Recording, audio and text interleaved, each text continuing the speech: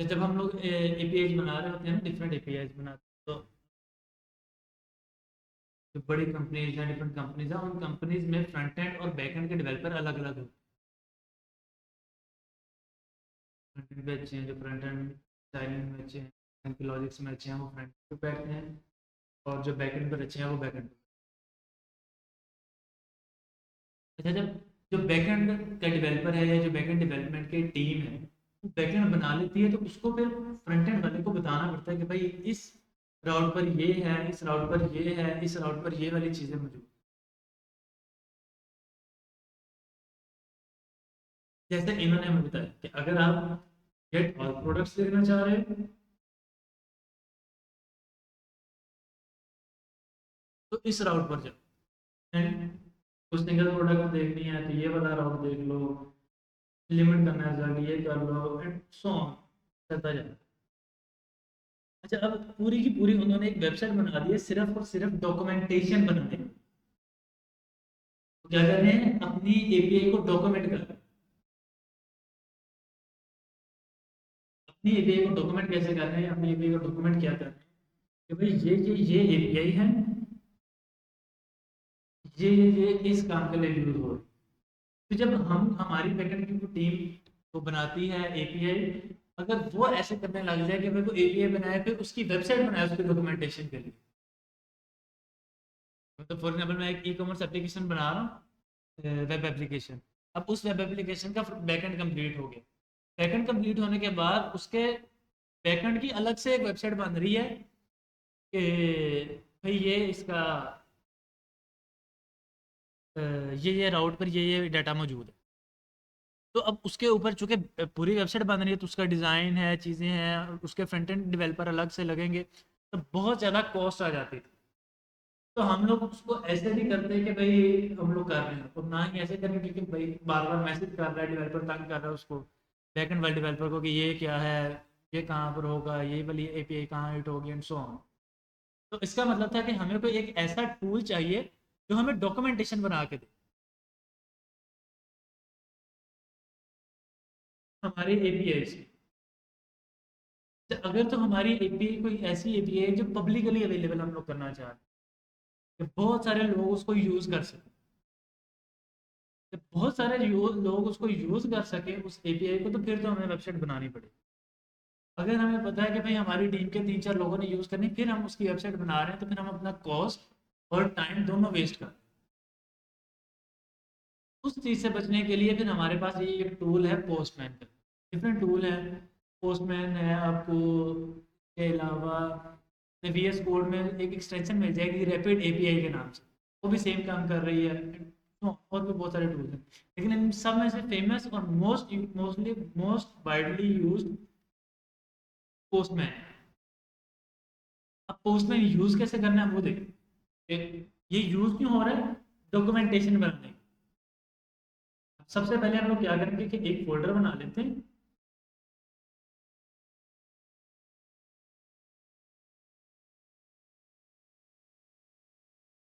API के next step में आ ये एपीआई जो हमारी बनेगी है उसको डॉक्यूमेंट कैसे करना है, ताकि हमें पता हो जब फ्रंट एंड पे जब हम लोग एपीआई चला रहे होते हैं, अभी तो हमें वेबसाइट से मिल रही है, लेकिन जब हमारे टीम में काम कर रहे होते हैं, तो टीम में बैकएंड डेवलपर हमें वेबसाइट बना के नहीं देगा। वो हमें पोस्टमैन की एक जेसन फाइल सेंड कर देगा, वो हम पोस्टमैन में ओपन करेंगे, वो कैसी ओपन होके लगेगी, वो क्या क्या होगा, वो अब हम लोग देखें। सबसे पहले हमें क्या करना है कि एक ब्लैंक कलेक्शन बना रहे हैं, ये बैकएंड वाला डेवलपर बनाए।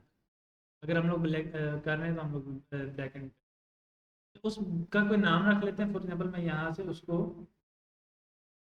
रीनेम करके न्यू कलेक्शन को और कर लेता हूँ जी फेक स्टोर एपीआई।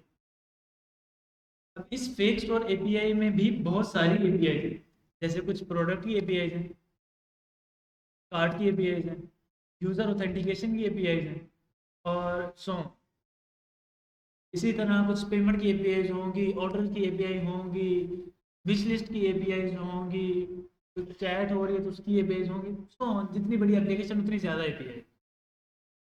तो अब उन एपीआई को मज़ीद अगर तो आप कैटेगराइज करना चाह रहे हो, ऑर्गेनाइज करके रखना चाह रहे हो, तो आप एक फोल्डर बना लोगे न्यू फोल्डर के नाम से, सॉरी ऐड फोल्डर के नाम से फोल्डर बन जाएगा। उस फोल्डर के अंदर आप ऑर्गेनाइज करके रख सकते हो। नहीं तो आप एक रिक्वेस्ट बनाओ। तो मैं फिलहाल के लिए रिक्वेस्ट बना रहा हूँ, क्योंकि फोल्डर बना के उसके अंदर रिक्वेस्ट भी बन जाएगी, सिंपल सेम काम। मैंने एक रिक्वेस्ट बनाई। अब मुझे उस रिक्वेस्ट का कोई नाम दे कि भाई मैं ये रिक्वेस्ट कहाँ यूज़ हो। अभी के लिए हम लोग कहते हैं कि भाई गेट ऑल प्रोडक्ट्स के लिए जो हमारी एपीआई है वो ये एपीआई हो। ठीक है जी, हमारी ये एपीआई आ। अब इस एपीआई में कहाँ पर हिट कर वो यूआरएल हमें गेट ऑल प्रोडक्ट्स ये वाला।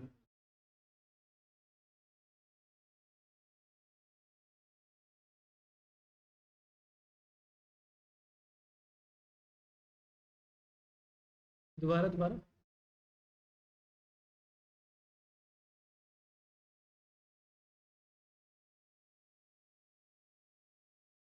बिल्कुल।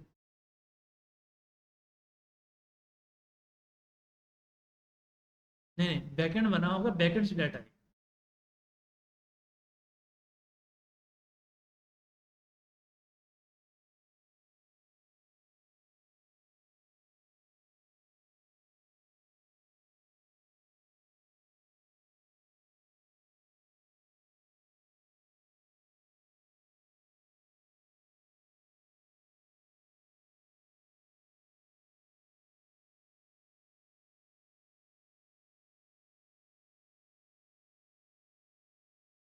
तो आप ये चाह रहे हो कि मैं इस सिस्टम को अपडेट करूं और मेरी एपीआई अपडेट हो जाए, या एपीआई को अपडेट कर। हाँ। अच्छा, क्योंकि हर फ्रेमवर्क से कुछ ना कुछ लिमिटेशंस होती हैं, जो पाइथन के साथ हम लोग फास्ट एपीआई पढ़ेंगे उसमें ये काम ऑलरेडी हुआ हुआ। लेकिन मैं ये बता रहा हूँ कि आपको ये काम करना पड़ेगा।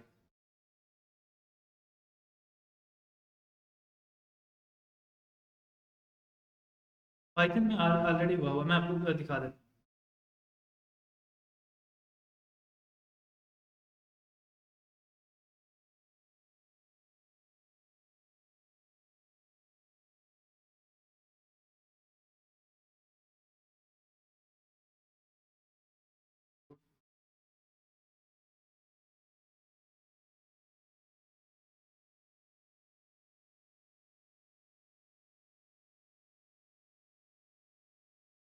अब ये फास्ट एपीआई का कुछ कोड है, जिसमें से मैं कुछ कोड को रिमूव कर रहा हूँ,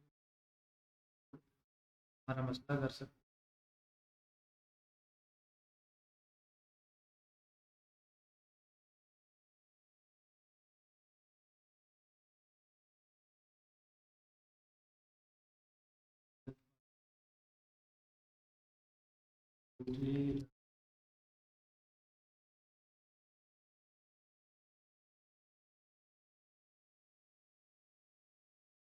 अब ये जो प्रिंट उसने किया है, ये हमारे डेटाबेस की कनेक्शन स्ट्रिंग है।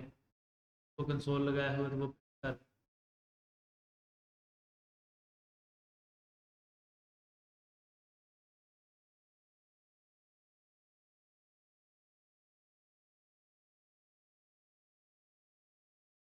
होस्ट।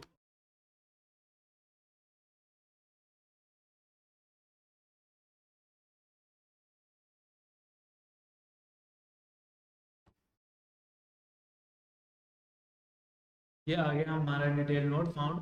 अब 80 पे अगर मैं करूँगा स्लैश डॉक्स, क्योंकि हम लोग डॉक्यूमेंटेशन बना रहे हैं ना कि किस पे क्या है, ताकि अगले बंदे को पढ़ के अंदाज़ा हो जाए। स्लैश डॉक्स करूँगा, एंटर करूँगा, ये सारी बन गई। ये गेट की रिक्वेस्ट है, और मैं इसको यहाँ पे कर भी सकता हूँ। जैसे यहाँ पे मैं करूँगा get try it out execute, response आ गया एम्प्टी, क्योंकि मेरे डाटाबेस में 0 टू 2 है। ये फास्ट एपीआई है। ये फ्रंट एंड ऑटोमेटिकली बनता जा रहा है, सारा का सारा हमारे जो हम कोड कर रहे हैं बैक एंड, वो ऑटोमेटिकली डॉक्यूमेंटेशन जनरेट करके, ये हमें नहीं बनाना।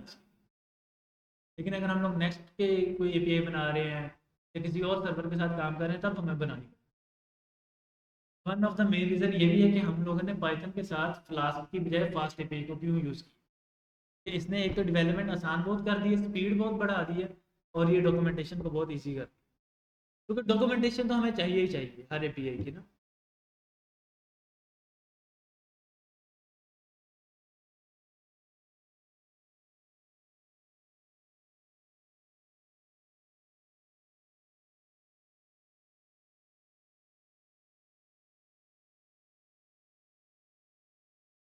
अच्छा,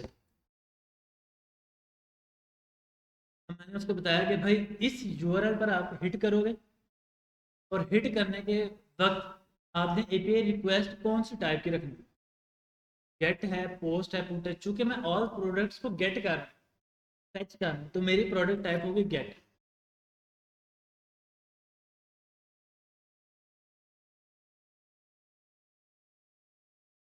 अब मैं इस एपीआई रिक्वेस्ट को सेंड करूंगा,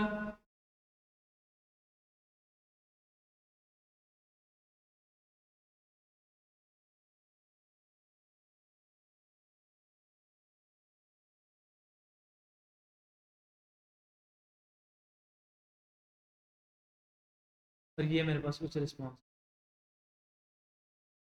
जिस में रिस्पॉन्स। अब यहाँ से मैं इसी को शेयर कर दूँ कि भाई सेव एंड शेयर। अब शेयर करने के लिए मैं किसी की ईमेल डाल के उसको यहाँ पर इनवाइट भी कर सकता हूँ, और change this workspace visibility to team.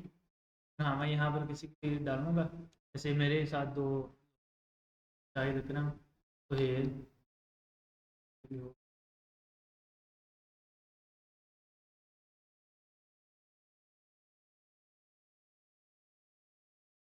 जैसे मैंने वो किया तो जो मेरे साथ टीम में लोग ऐड थे, शाहिद अकरम है, तो उसकी ईमेल आ गई है, ये आ गई है ऑलरेडी। अगर मैं किसी और की ईमेल करूँगा तो ईमेल लिख के यहाँ से शेयर, उसके पास इसकी एक्सेस चली ईमेल चली जाएगी, जैसे गूगल ड्राइव की एक्सेस जाती, वहाँ से एक्सेस करके तो वो इसको सारी को रीड कर लेगा। अब वो रीड कैसे करेगा, ये हम लोग रीड कैसे करने होंगे, कलेक्शंस, कलेक्शन में जाके जब भाई मुझे फेक स्टोर एपीआई वाले प्रोजेक्ट पर काम कर रहे हैं, ठीक है, उसमें से गेट ऑल, मतलब एक प्रोडक्ट्स का फोल्डर होगा, प्रोडक्ट वाले फोल्डर में चले गए, गेट ऑल प्रोडक्ट्स में गया, गेट ऑल प्रोडक्ट्स में जाके इसको बंद किया, और मुझे अंदाजा होगा कि अच्छा ठीक है, इस एपीआई रिक्वेस्ट पर हिट करनी एंड सो ऑन।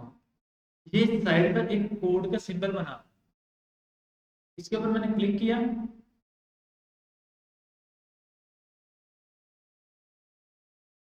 यहाँ पर उसने मुझे बहुत सारे ऑप्शन दे दिए। मैं कहता हूँ कि भाई मुझे जावास्क्रिप्ट फैच, जावास्क्रिप्ट की जो फैच है उसके साथ काम कर।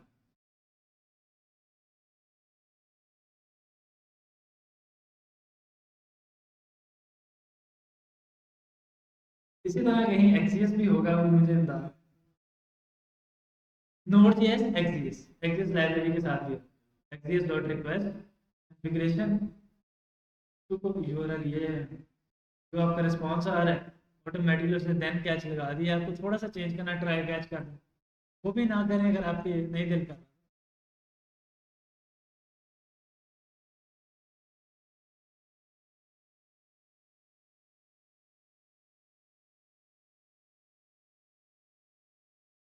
ये लेक्चर रिकॉर्ड हो रहा है, हाँ रिकॉर्ड हो रहा है। पिछला, हाँ वो मैं करता हूँ, ये पिछले दरअसल कुछ ईद आ गई, उससे पहले साइबराबाद का इवेंट था। हैदराबाद का इवेंट साल में है कि